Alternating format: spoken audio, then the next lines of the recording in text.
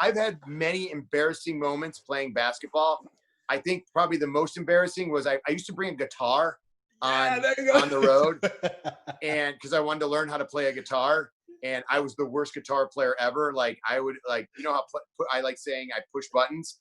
Yeah. Pushing some buttons would be like we're driving long roads, and I would just be jamming back and not playing any songs, just trying to learn how to play just any type of beat whatsoever. So we made a bet, like whoever wins, I don't remember what I got to do, but Kofi got to sign my guitar. And so we played the game. Kofi ended up winning, and he signed my guitar. And then I left that guitar in a rental car. Purpose? It was never to be seen again. Yeah. And I bought a new guitar, so I didn't have to have Kofi's name on my guitar all the time. Bro, it was, and so I forgot about this too, because there was one point where it was like me, you, and Hornswoggle. We would travel together, right? Like for an extended period of time. And then like Evan was with us at one point, Evan Bourne. Yeah, you were so proud of that guitar, man. I remember you being on the road and like you were taking lessons at home with like the Guitar Wizard or something. What was it? Mistress. The Shred Mistress. Yeah, the Shred Mistress. And you're like, oh, I created my own tablature and this and that. And you were just so proud about like playing your guitar. And Hornswoggle would set you up. He's like, oh my God, Miz, it sounds like you've gotten better. And you'd be like, oh yeah, thanks, man. I've really been practicing. And Hornswoggle will cut you off and say, if by better you mean worse. And just you'd see the joy just fall out of your face. Oh my God. But the thing is, he would do that.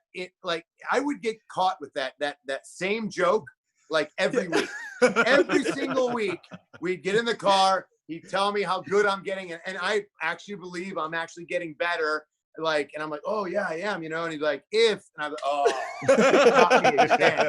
every time, just setting them up. Oh my God, gosh, there was even like that one time too. I think we were in Canada, and we pulled up. You were driving. We went to go get gas. The hotel was like across. There was a big field, probably like a 50-yard field, and then the hotel in between the gas station and the hotel. So you go back into the store to go get something. Hornswoggle jumps out, gets in the front seat, and drives the car off. I go, oh my God, like where we go? And I'm like, okay, the joke's over, man. You're gonna go pick Miz up, right? He parks the car. He parked the car back at the hotel, and now we're sitting there. We watch you come out of the gas station, and you're looking left and right, hands on the hips. You see the car all the way across the field, and then you proceed to have to walk all the way to the car. Bro, we were laughing our asses off in the car. It was so funny. It was very muddy that day, and yeah, and I honestly thought that he was actually going to come. I was like, oh, they'll come pick me up. Now they'll come pick. 5 minutes goes by, 10 minutes, and I go, you know what?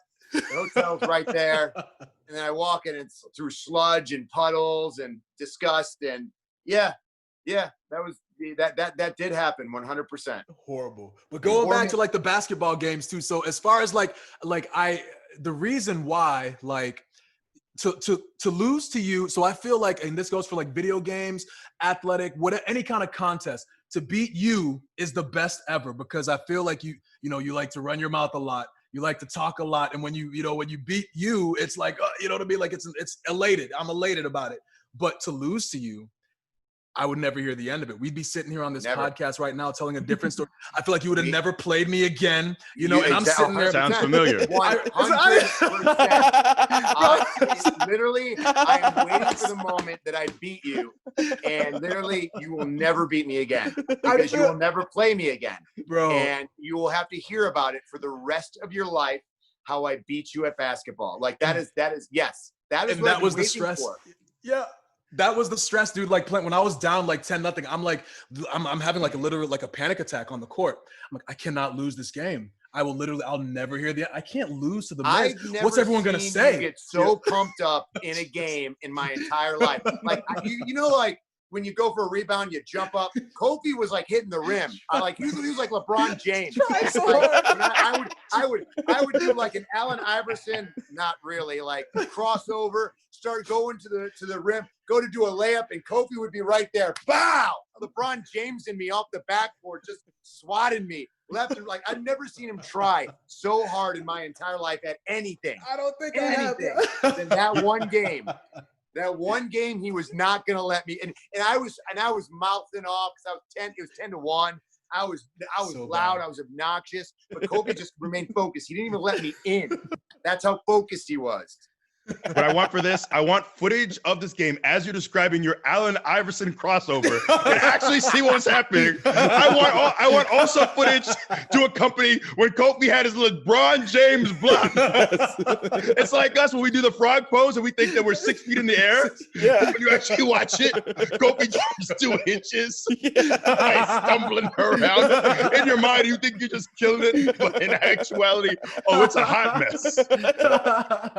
That's what we do. We embellish things a little bit sometimes. Yeah, that's true. It's like the first time that I was there for the basketball game, like I recorded footage, but then I wrote an article on it and they put it on .com just describing this epic basketball game. And then I remember, I think I showed Pelagato, he works in digital, he helped me get it on .com.